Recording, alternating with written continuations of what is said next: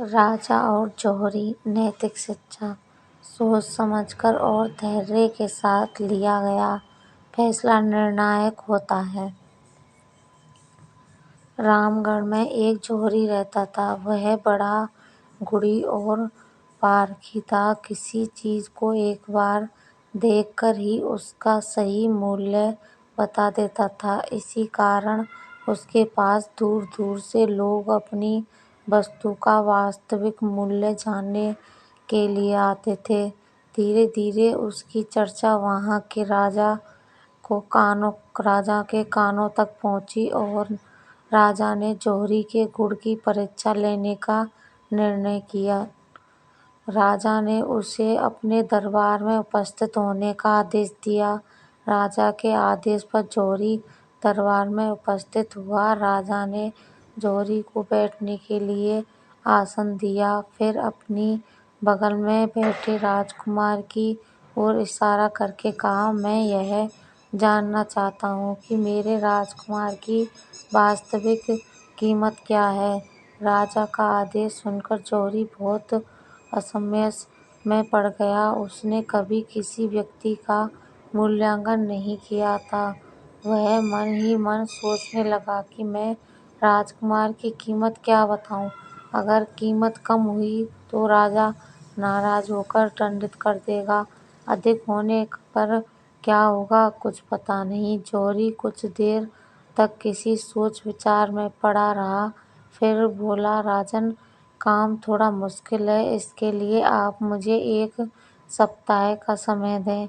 ठीक है, 1 सप्ताह की मोहलत दी जा रही है, लेकिन 1 सप्ताह बाद आकर राजकुमार की सही कीमत नहीं बताई तो लोगों को ठगने के आरोप में मृत्युदंड दिया जाएगा। राजा ने कहा।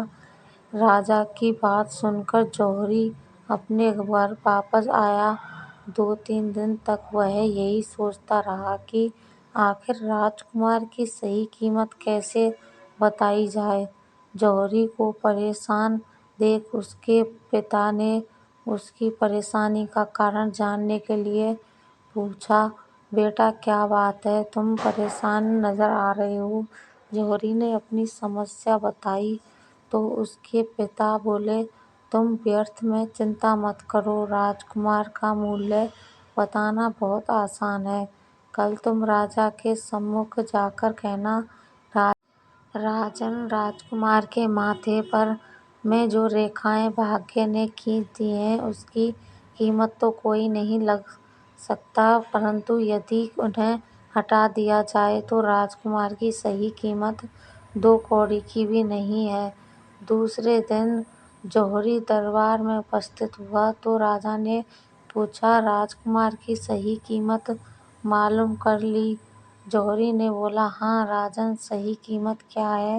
राजा ने पूछा। जौहरी राजकुमार के माथे पर उंगलियां रखकर पिता द्वारा कही बातों को दोहरा दिया। राजा सोचने लगा कि जौहरी ने सही कहा है, भाग्य की कीमत कोई नहीं लगा सकता, जिसके कारण मेरा बेटा राजकुमार बन सका है, परंतु आम आदमी की तरह इसे काम करके जीना पड़े तो शायद ही 2 कौड़ी ही कमा सके। जौहरी की मूल्यांकन से राजा बहुत खुश हुआ। उसके गुणों की प्रशंसा की और उसे ढेर सारा इनाम देकर विदा किया।